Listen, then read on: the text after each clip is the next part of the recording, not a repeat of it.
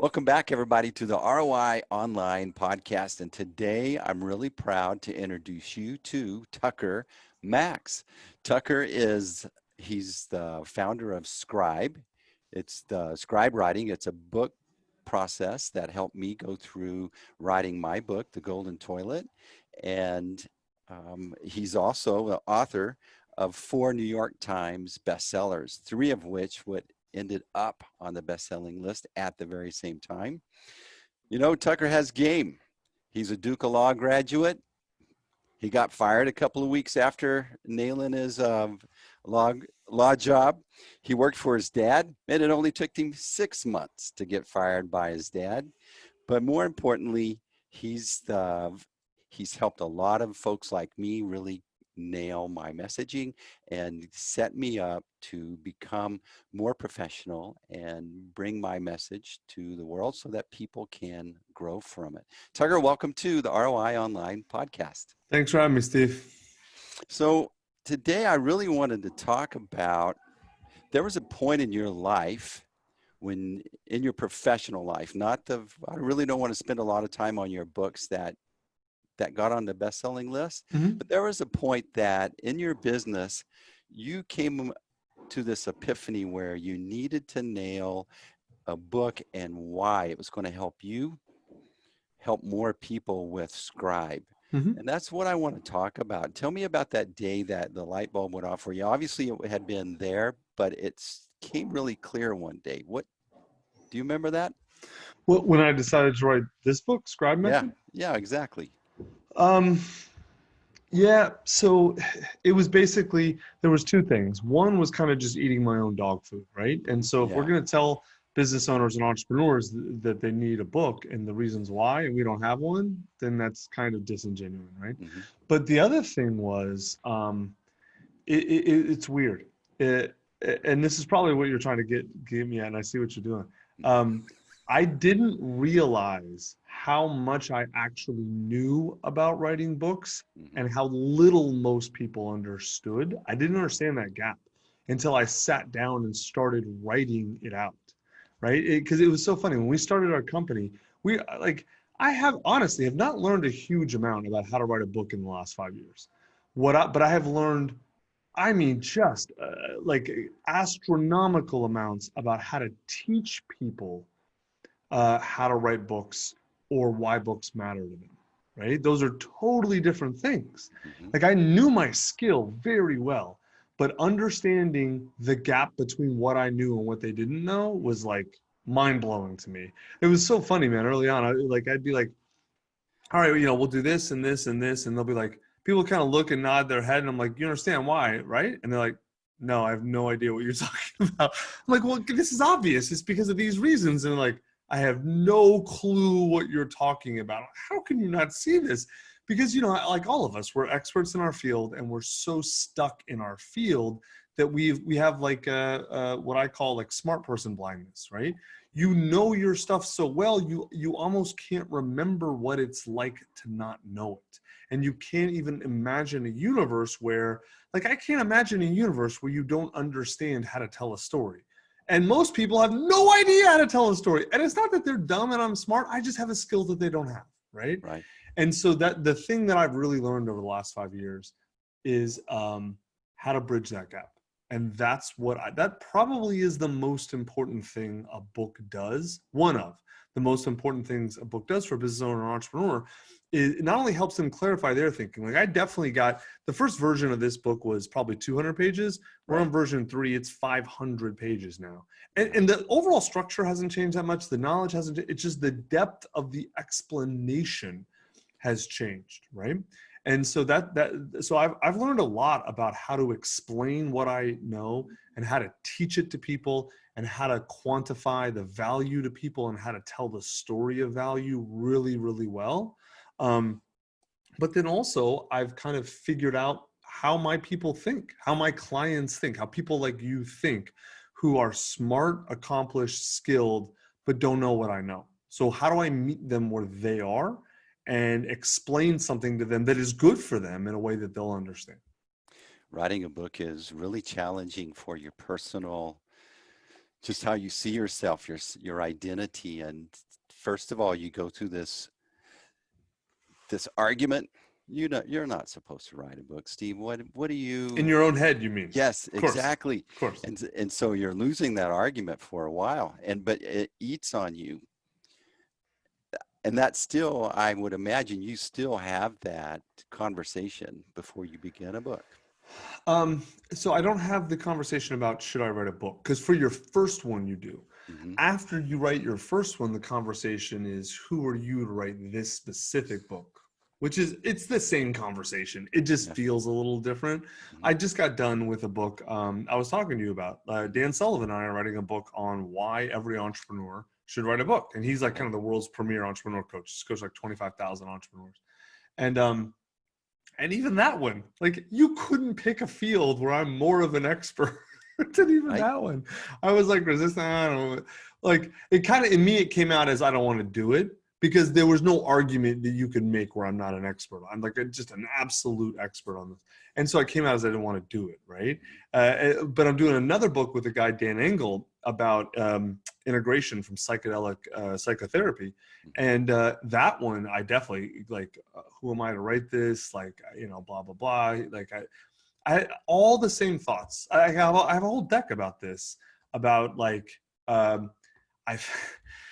you go down, like, find all the great writers in history. I'll do that. I do this in my workshops. I'm like, you know, name great writers. People are like, oh, Tolstoy or Hemingway or whatever.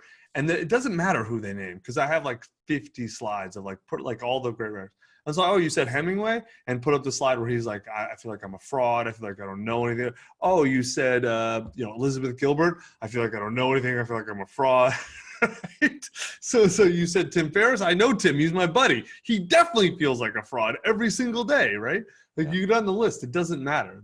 I can't think of a counter. I'm sure there's one, but I can't think of a counter exception where someone is an accomplished, well-known writer who didn't have all the exact same emotions new writers have.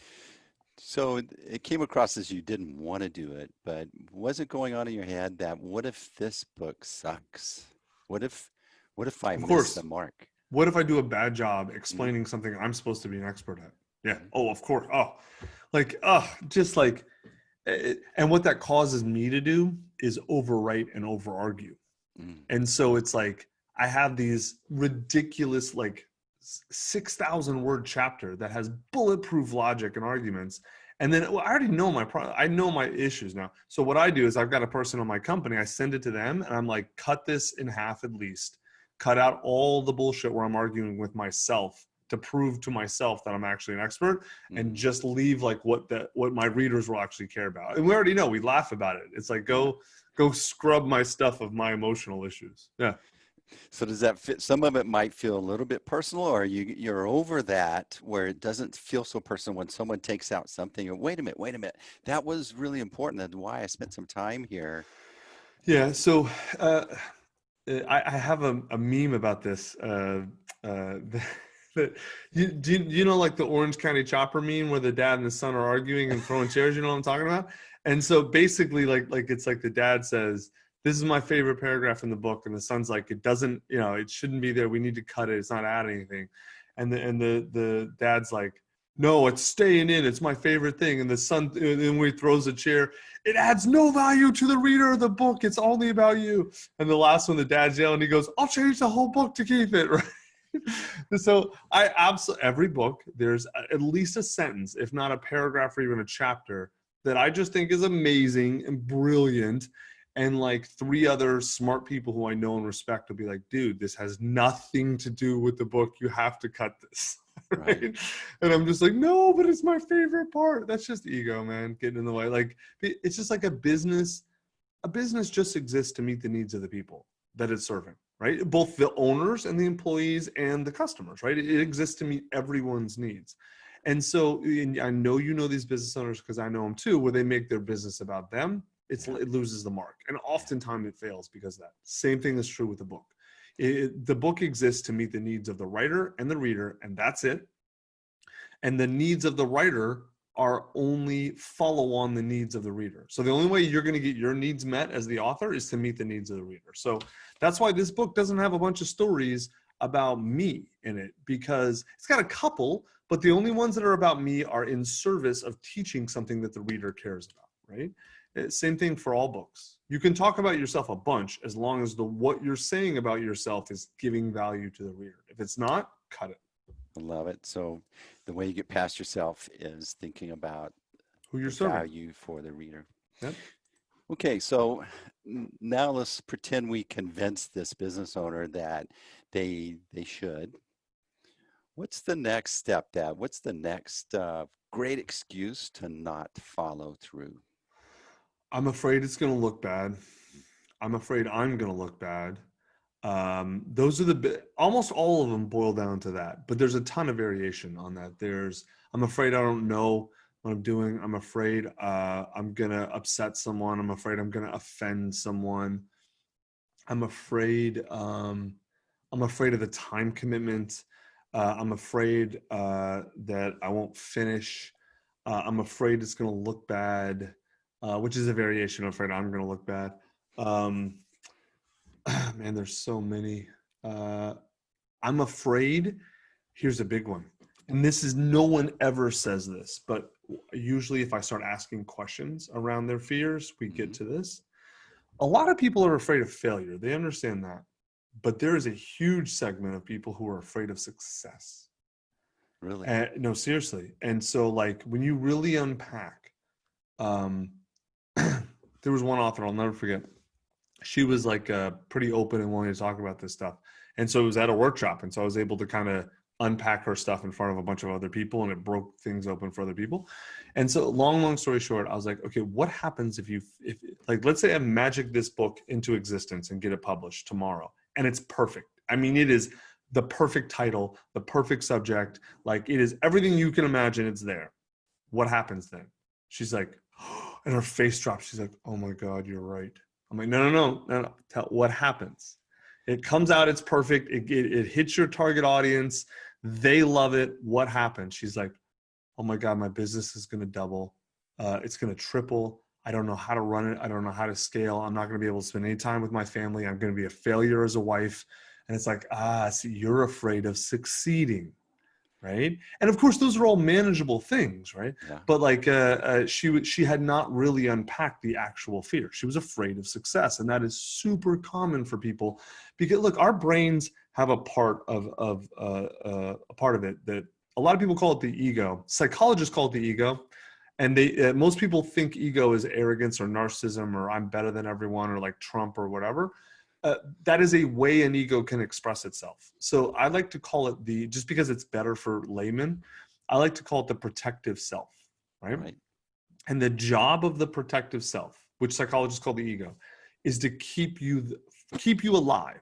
And the way it does that is to keep you the same. It's the part of you that tells you that change equals death. And not everyone understands bad change.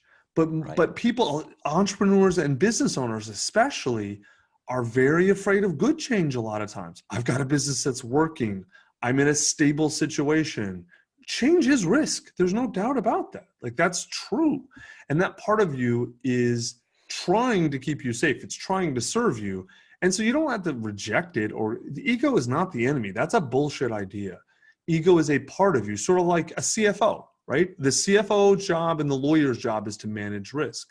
The entrepreneur's job is to look for opportunity, right? And then, but you got to balance those. Same thing with yourself.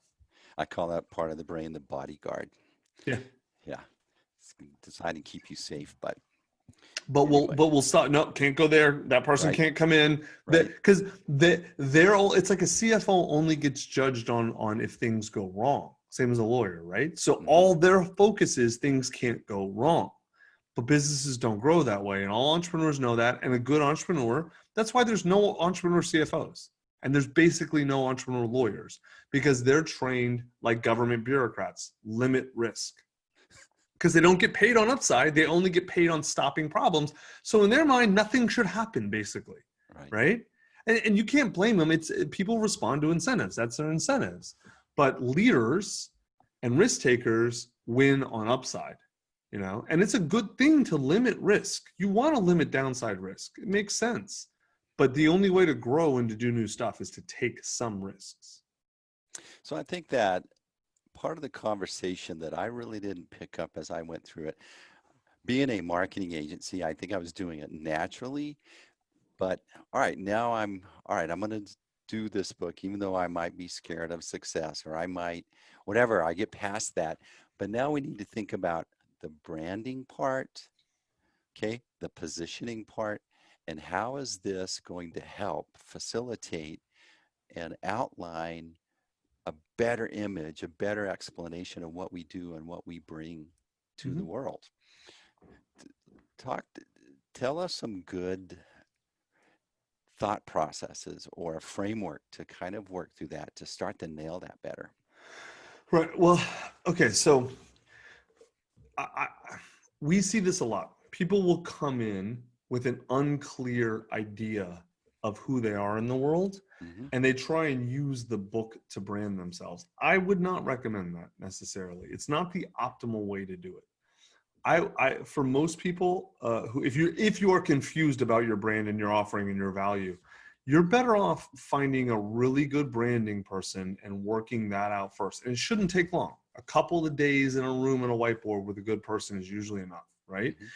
Now, if you're kind of clear, but you've never articulated it precisely, then our process actually will work really well. But if you're genuinely unclear, like, I don't know what I should call my company, or I don't know what value I provide, then starting with a book will get you there, but it's a rough, long road to get there, right?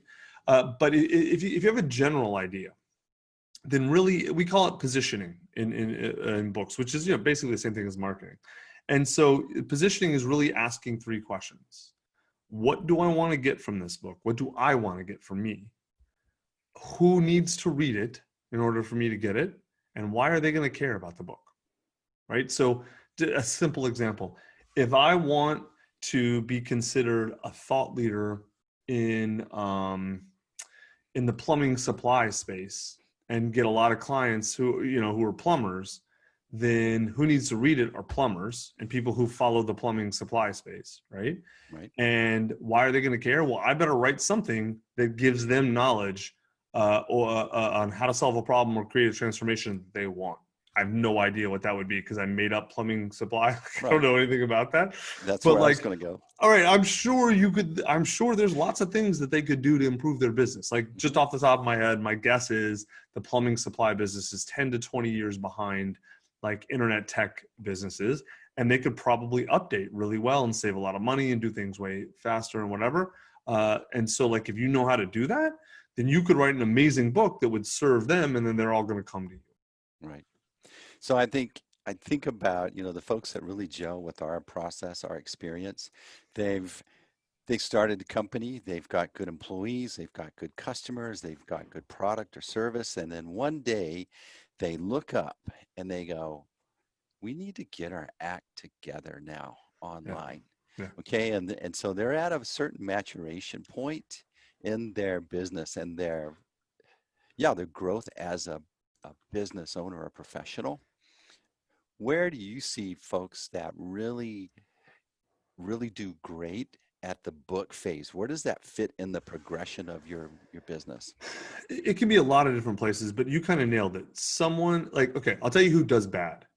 If you show up with an idea of what you want to do, not write, but do, that doesn't work. So like we'll get someone in and it's like, they're like, I want to write a book teaching people how to get their lives together. It's like, okay, cool. So you coach this, right? They're like, no, I just have some ideas about this. It's like, well, okay, we can write a book about that with you, but it's going to be bad because none of your ideas are tested and you have no idea what you're talking about. So either your ideas are going to be your random nonsense or you're going to be just cribbing stuff from other people you've heard, right?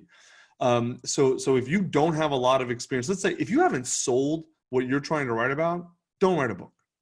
But if you've sold it, and when I say sell, I mean that in the broadest sense, like you've coached it, you have services, products, anything like that, right? You have persuaded other people to give you their time and money, and you have created a transformation in them, right? Or solved the problem for them.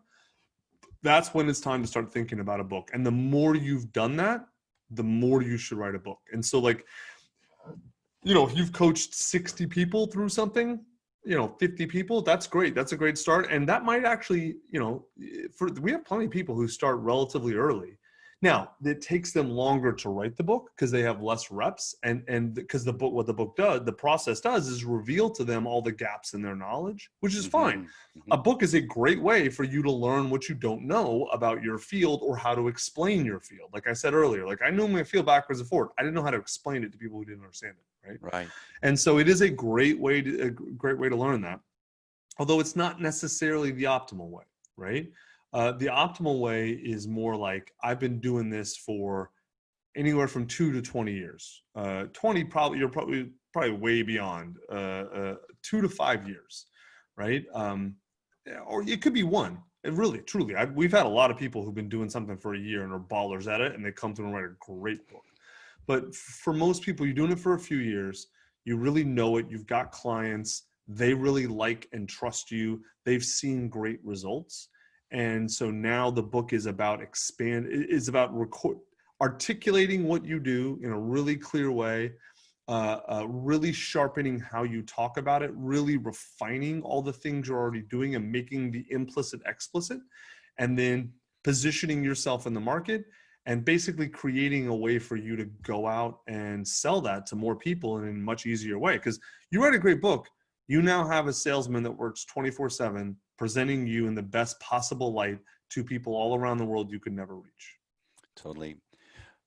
One of the things that I describe my book writing process is over the years, I've had these tornado of ideas and concepts and this like, oh, that's perfect right there. But it just kept swirling. And every once in a while, it might stick on a branch like a piece of toilet paper in a windstorm, But by stopping and writing the book, it's like I took that brain and I dumped it out on the table and started to get it organized and started to get clarity. But the other thing I experienced, Tucker, is there were this explanations that came out of me I didn't expect. I was like amazed at the clarity that just showed up from doing the exercise.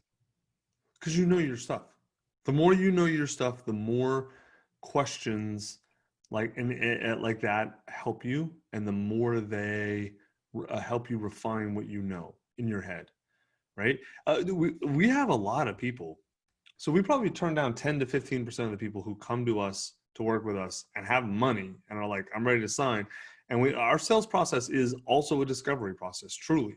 Because I'll tell you what, we learned the hard way, man. If you come in and don't know what you're talking about, our process exposes you.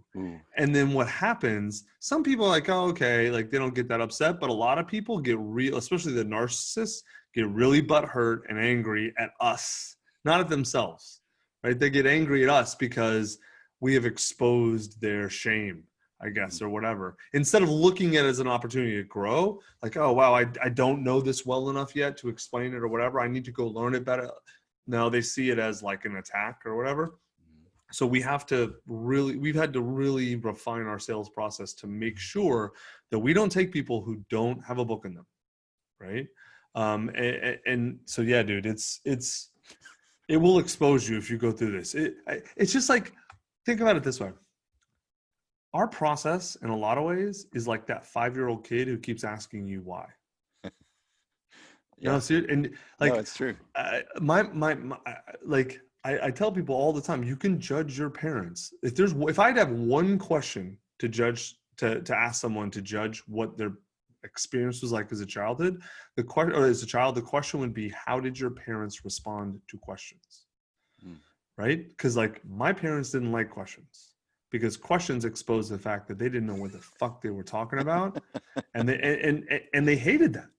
Whereas like I'll answer my kids' questions all day, and there's plenty of things where I'm like, buddy, I don't know the answer. And either let's go look it up on YouTube, or I'll say, no one knows the answer to that. There's plenty of things.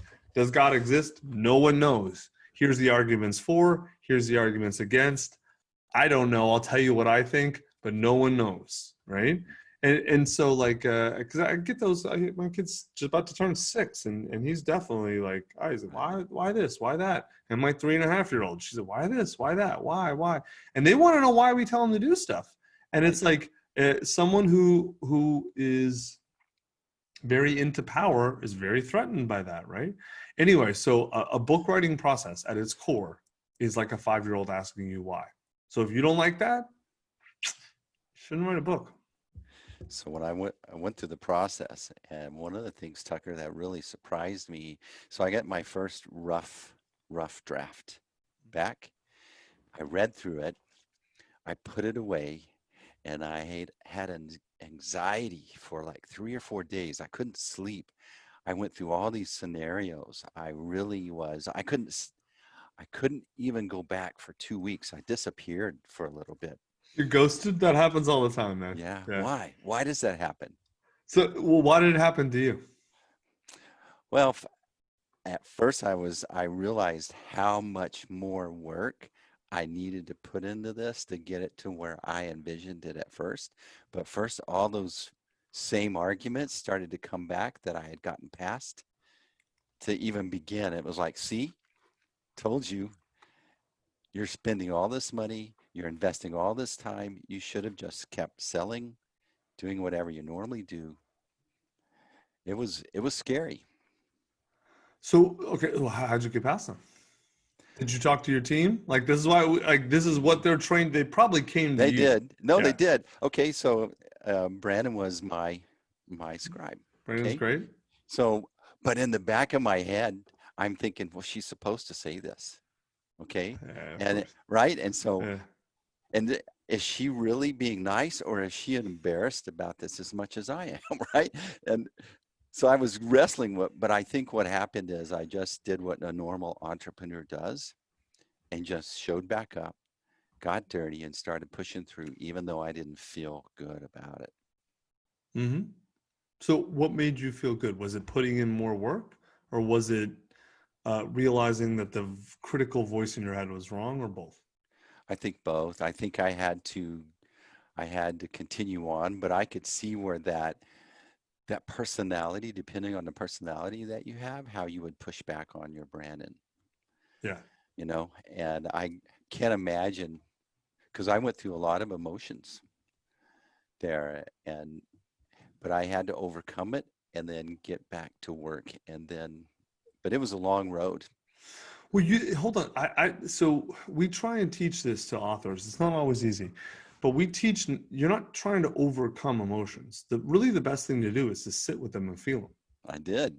Yeah, no, seriously. Like, I mean, that's the way you deal with all emotions. Like, if you want to deal with them effectively, like you push them away, then like they don't go away, man. It's like putting debt on your balance sheet somewhere else. It's going to come back and get you, and you're going to have to pay it, right? Mm-hmm. So the best thing you can do is sit with that and feel that. Like that's working on the Dan Engel book, the one where I didn't feel like I knew what I was doing, or I felt like it was.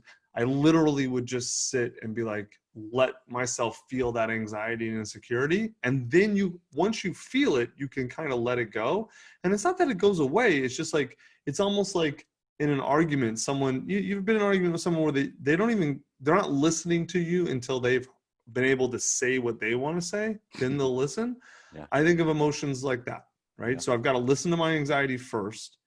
Okay. And then I don't get to push it away. I'm just like, okay, I hear you. I got it. I'm still going to go back and do this. And then we can talk about this later, right? We can talk about it more later. And it's the same sort of thing. Like, it's a super normal thing, because what people do is they attach their identity to the book. Right. The book's not a thing you do. The book is who you are, right? Because your name is on it. And a lot of people are like, this is the way they do with their business. But a business is such an amorphous thing, whereas a book is like a physical thing with your name at the bottom. And a lot of entrepreneurs didn't do that well in school. So they don't have like those credentials to fall back on, right? Yeah. Like I did, and that's how I know they're bullshit. Yeah. But like, so for a lot of entrepreneurs, this is like their first, whatever you want to call it, school-based or smart person credential. And so it brings up all the stuff from like their fourth grade teacher told them they were an idiot or whatever, or like because they were dyslexic a lot of times, right? Yeah. And so like all that anxiety comes flooding up, and that has nothing to do with the facts of the book at all. It could be an amazing book, and like I will tell you, man, we do train our scribes this way. because part of our marketing is we will hurt your feelings before we let you publish a bad book. We tell our authors that.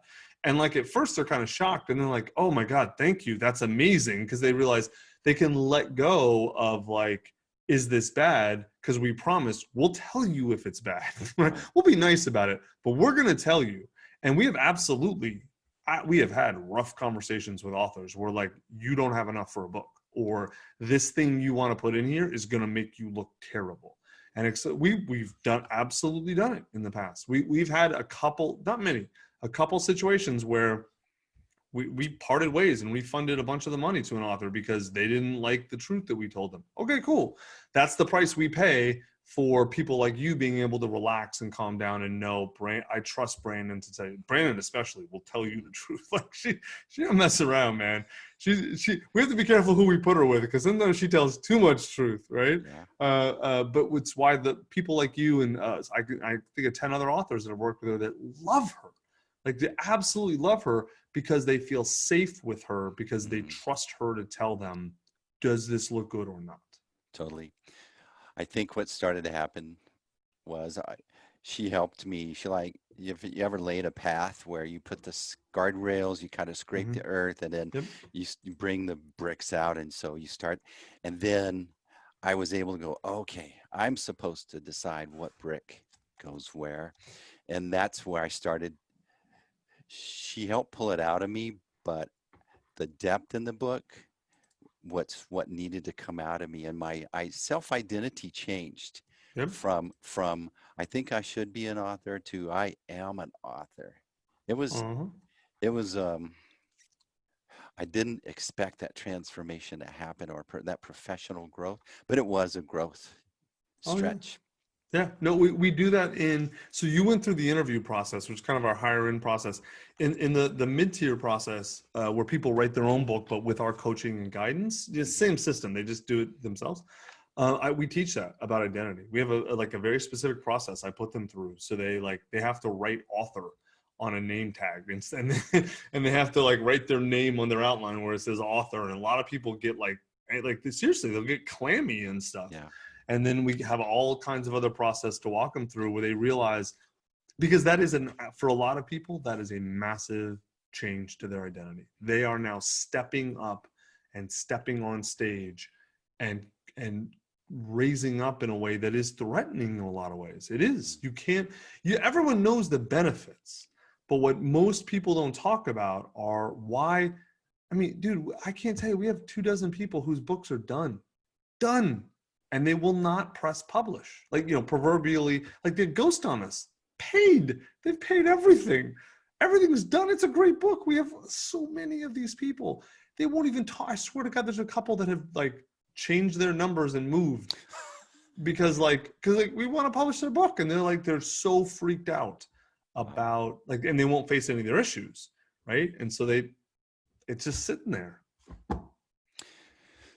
So relating with all these authors, there's probably an area where you get a little emotional when you see them move or grow that really touches you because you were there. I'm curious what that is. Yeah,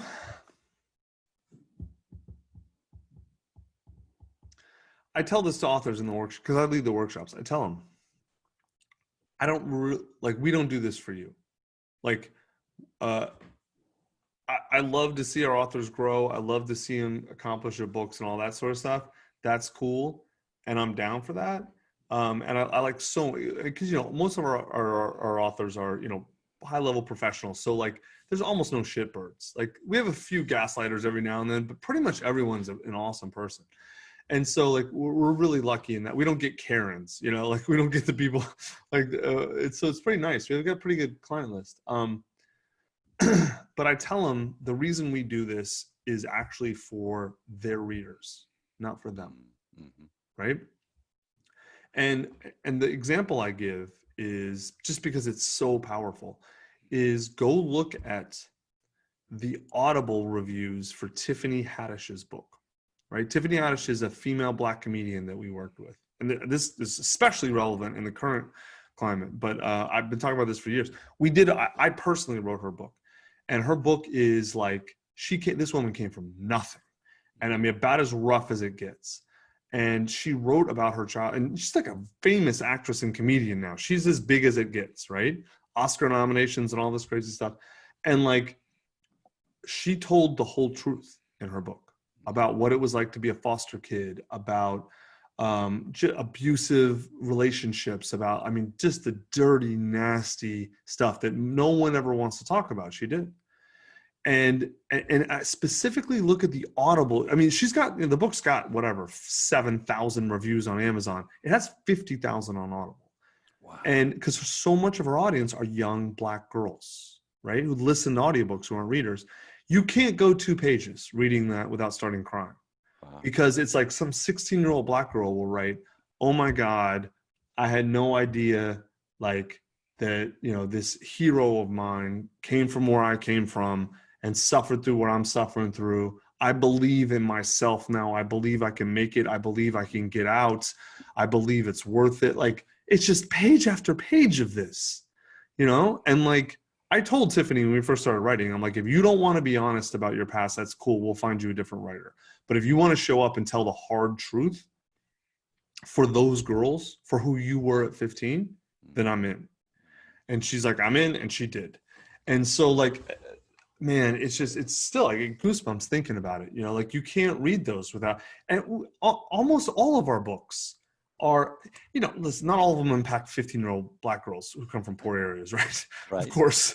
Like, yeah, but for the vast majority of the books, you're going to find reviews where it's like, wow, this book totally changed someone's life.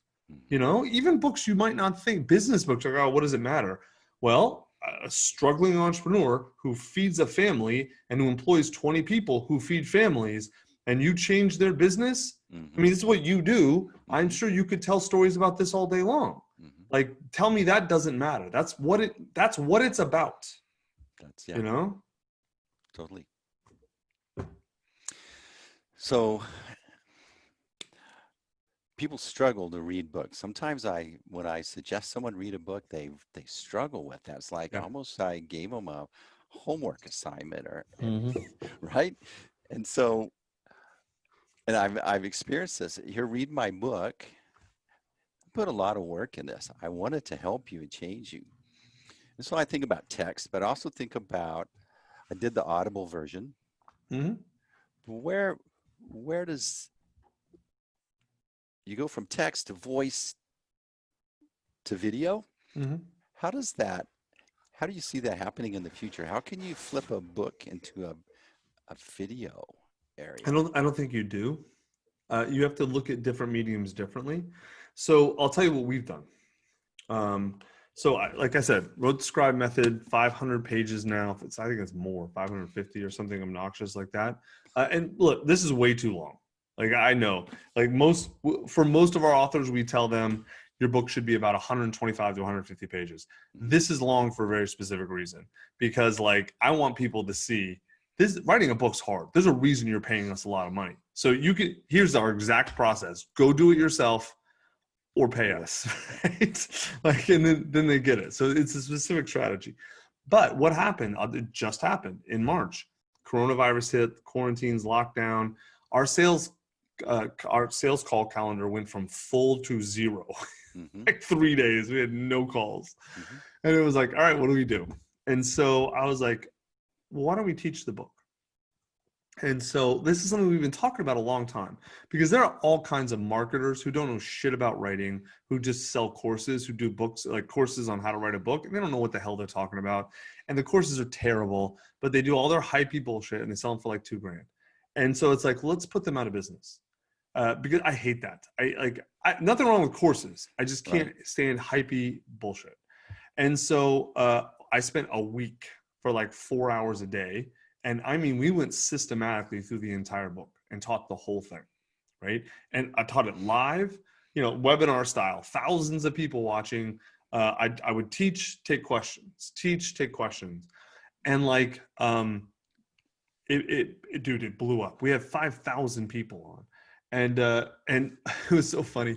I told them, like, I'm not going to sell on this webinar because like you can go to Scribe Writing and see our services. Right. Like, but like, if you're listening this because you want to do it yourself, that was my assumption. I was totally wrong. There were all kinds of people who were listening and watching who either wanted to start themselves or had been thinking about us. And so we had a bunch, we ended up selling like $150,000, $200,000 worth of the normal packages that start at 10 grand and go up, because like they were blown away at how comprehensive our process was and how good it was. Then there was another set of people who were like, this is amazing. Can't afford your high-end stuff, but can't like, I want to buy other stuff from you.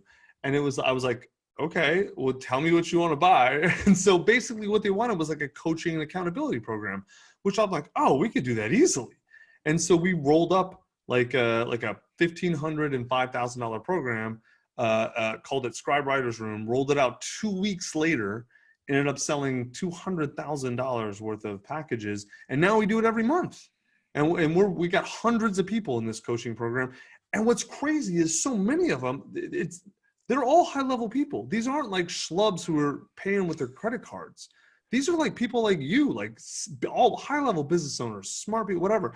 A lot of them just want to go through it a different way, or they don't want to invest a lot up front, or they, whatever. There's a million reasons why they want to go through the lower price program as opposed to the higher price. And but all of them are having the exact same experience, whether it's you going through the high-end interview program or someone paying 90% less, because they're going through the same process, right? And so to answer your question, the point of a book and the point of video and the point of podcasts are not different. The point is to share what you know to help people. And then some portion of those people are going to want to pay you for your products or services or things that you just can't get through media, right? Like we don't sell information ever. I refuse. But we sell expertise. We sell time, we sell coaching, we sell question answering, we sell services, right? And so but the thing with the video is I didn't turn a book into video. I used the book as the foundation because the knowledge is the same and I know it cold. So it's not like I need to read the book. I know all this stuff. And so I would recommend that people look at different mediums just as different ways to meet people where they are, right? Some people don't read. Cool.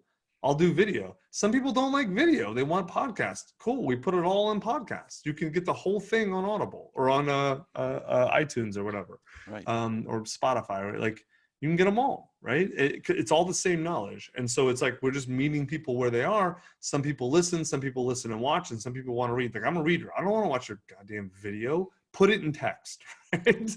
But I'm like an old person apparently. That's probably about 20% of people. 2025. The majority of people want either audio only or audio and video. It's true. The world's moving that way. Self-publishing. It seems like to me that's a tougher game to do it right than it is to convince 500 people to tell you no and hopefully get one, and then they're going to boss you around to tell you how to do it differently. It used to be. That's not true anymore. It's today in 2020. You're far better off self-publishing. The difference is you need to go with a professional publishing firm like what we are, right? And I would say there's a lot of other people who do it well. There really aren't right now. Like there's a couple of like small little boutique houses who are okay. We're the only one doing it high quality at scale. That's it. There's only us. There's another company, Advantage Forms Books. You can go look at them. They literally just did their second round of mass layoffs. They're spinning the drain. They're going to be out of business soon. And they don't do a good job. They do a terrible job. But whatever. The point is, the difference is not self and traditional anymore. The difference is professional and amateur, right? And what someone, especially an entrepreneur and business owner, should do is they should really make sure their book is super professional. And that traditional publishing does not mean professional automatically. Do not assume that anymore. That is not true. I could line up, I could pull 20 books off of these shelves and put them in front of you, and you would not be able to tell which were published by us and which were published by traditional publishers. In fact, if I wanted to be a dick, I could make the 10 by us way better, and I could easily, without working hard, pull 10 off by traditional that look self-published. It would not be hard at all. So that's the thing. And for most business owners, traditional is a really bad decision. You don't control the rights. You don't own the royalties. You don't control the creative decision. It's going to take at least twice, usually 3 times as long. It's a huge pain to get a deal. Even if you probably can't get one. Overwhelmingly, almost certainly cannot get one. But even if you can, it's a huge pain just to get a deal. And if you're a business owner or entrepreneur, that you're using the book to market you. Right. But a publishing company expects you to spend time marketing their book because that's how they make money. It makes no sense at all for your audience to do traditional. Really, seriously, it's an ego play. And what's funny, it used to be vanity publishing and traditional like 30 years ago, right? And so if you went vanity, that was an ego play. It's actually reversed now. Now the people who are trying to prop up their ego are going traditional because they want to feel picked and important. The gatekeeper selected me. I mean, David Goggins had the second best-selling book of the year last year, and he went all through us. Can't hurt me. So Nassim Taleb, who I'm sure you know, his book's coming out in 3 weeks. He did it with us. The Nobel Prize Committee just did a book we just released, did through us. We go down through the list. Like a lot of really big players are moving into not self, but professional, which is like it's like high-end self-publishing, basically. So give us some examples for those that maybe couldn't tell the difference. Tell us what to look for. So think about how people judge a book. The first thing you judge by, let's just assume you're hearing it from someone that like you respect, right? So like if you told me, recommended a book, it's like, okay, this is a valid source. So the first thing you judge is the title, right? That's the absolute first thing. It's the most important marketing decision you can make is the title. So you want the title to be short, memorable, grab attention, and then tell people who the book is for, that it's for them, right? Like the Scribe method. Okay. Best, and you can have I'm not sure what that means, but as long as the subtitle is best way to write and publish a nonfiction book. Okay, got it. Totally. Right. So, but the title and subtitle should combine, let people know exactly if the book is for them or not. Right. It says nonfiction book, not book, because I don't want novelists buying this, be like, there's nothing about my novel in here. Yeah, you're right. I want to signal to them to not buy the book. Right. It's not for them. Title's number one. Second thing for most people is going to be cover, right? Because if I hear about it from you, I go right to Amazon, I look it up, boom, cover. So cover, man, I cannot say this strongly enough. Do not design your own cover. I don't even care if you're a graphic designer. Unless you have experience designing book covers, you will screw up your cover. And people will notice, they will get it at their gut, even if they don't believe it, even if they couldn't tell you why. Right? Like you look at this cover, or I can pull up David Goggins' cover. Can't hurt me. That cover is amazing. We had our best designer work on that. And she actually spun that up quick. And people are like, I want Goggins' cover. And we're like, okay, cool. Then you have to do what Goggins did. And they're like, what do you do? Goggins said, I trust you. Go do the best you can and then bring it to me. Wow. Whereas most people are like, I want to see 8 comps and I don't like this. And what about yellow? And they don't know what they're doing. They're just throwing bullshit against the wall. And they're like, oh, I couldn't do that. And it's like, well, then you're not going to get greatness if you don't trust great creatives to be great. I tell you, you don't know how many compliments I've gotten on the cover. Yeah. And you hear that, don't judge a book by its cover, but everyone does. Everyone judges a book by the cover. And it's like, so understand, if you want a good cover designer, you're going to spend at least $1,000 minimum. And that's a pretty solid one. It's not a great one. The great ones are $2,000 to $3,000 for a cover. Yeah. Right. Those are the ones that work with us are charging $2,000 to $3,000 freelance for a cover. So then after that, you're looking at, it kind of depends where they're looking at, but probably book description or blurbs. Blurbs are just a social signal. Like, did people validate this book? Either do I know who they are, or do they have job titles that matter to me in my field, right? Then the book description, right? That should be really well written copy. Then at that point, reviews. Reviews are really important. How many are there is the first thing I look at.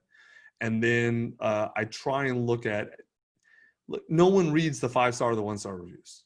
Everyone reads the 3, 4, 2.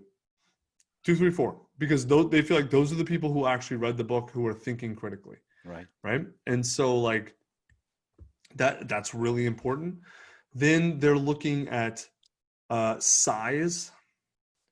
Bigger books do less well because it's an investment of time. Yeah. People are intimidated by the time. You said earlier, no one wants to read a book, right? So if the book looks long or complex or difficult, you're pushing people away, unless it's like to academics or something, right? People want to solve their problem. They don't want to read your book.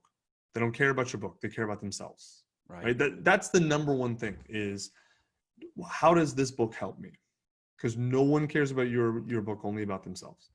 And so like understanding how to get all those things right, and then get them right on the Amazon page, get them right on the book, like that's just a level of professionalism. It's like any monkey can set up a funnel and ClickFunnels, but you want your funnel to work, you got to hire someone like you, because there's a million details, right? Totally. Same thing's true with the book. It's exactly the same, man. Any monkey can go hire a bunch of idiots on Fiverr to put up a crappy self-published book, and you're going to get crappy results. This is how it works. Totally.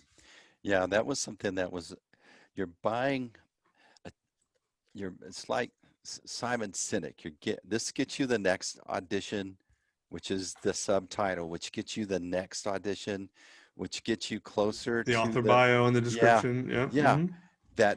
That started to make sense to me, but it took me a little while to go, oh. But it's like I was totally clueless at how to approach that. And so the process was really edifying for me. Yep. It's not any different than any other marketing. It's just there's a million details that are weird too. Man, the details in the book business are so counterintuitive and weird and different. If you don't know them, you will get lost and trapped. It's such a weird business. So the marketing and all that should start almost before you start writing that book. The marketing starts with positioning. That's the first thing we do. So we tell people the most important marketing decisions you're going to make, you make in positioning. What do I want? Who do I have to reach to get that? Why are they going to care? That is the marketing, actually, because the decisions you make there determine the marketing. We have half of our business, Steve, is our author marketing component. We don't even advertise it externally. We don't accept clients who don't do their books with us. And the reason, we'll probably change that eventually, honestly. But the reason is because if you didn't do your book with us, chances are extremely high it's bad. Yeah. And we can't market a poorly positioned book. There's nothing we can do to save it. If your goal is to be a thought leader and tech people, and you got a picture of your face on the book, and it's about hopes and dreams, there's nothing we can do to get you in front of those people. They will never take your book seriously because you did not make the correct positioning decisions and cover decisions and design decisions, and you are sending the wrong signals, and that's it. It's over. Totally. Doesn't matter what you pay us. So Tugger, we do a similar process. We're like Scribe for flipping your website into a machine that'll help you grow your business, right? And so it's a very similar process, and that's what I was drawn to you guys. But I noticed our latest clients, a handful of them, are authors, and we're able to take that book and weave it into their overall existing platform to really optimize on how they're going to bring that book and the opportunities that it brings to them into their business and harvest those and develop relationships and grow customers. I'm amazed at how many opportunities there are that a book will bring to you that you would have never had you not gone through that experience. So this has been an excellent conversation, Tiger. So what's the one question that nobody ever asks you that you wished people would ask you? Well, I don't wait. I would just, if there's something I want to say, I just use that as the answer to a different question. No, I mean, like, no, you covered almost all the big points, like I think we covered like all the relevant things. I mean, honestly, look, man, if you are a serious business owner and entrepreneur, there truly is no reason not to do this. There's every reason to do it. And so if you're not doing it, then you got to ask yourself why. Yeah, maybe like I can understand, like, especially recently, you got financial issues, you don't have the cash flow. Okay, cool. I get it, right? If there's a cash flow issue, I get it. If you're saying it's a time issue, that's bullshit. You can hire a company like us and you're spending like 2 hours a week on the phone. So like that's doable. And then, you hire someone to manage it like us, whatever, right? So if you don't want to learn or you don't have the time, you can pay for that. The issue that really stops most people is fear. they're afraid, right? So you need to either really kind of dive into, am I afraid of failing or am I afraid of succeeding, or both? And what does that look like? And the way I really do it is I try to get people to think about, who does your book really serve? Both, how does it serve you really? And who does it really serve? And what would happen if you didn't write it? Like, get them to imagine writing it and the results, and then get them to imagine not. And they're like, oh, it's like, okay, so fuck those people. Is that what you're saying? And then they're like, okay, I got to do this now. Awesome.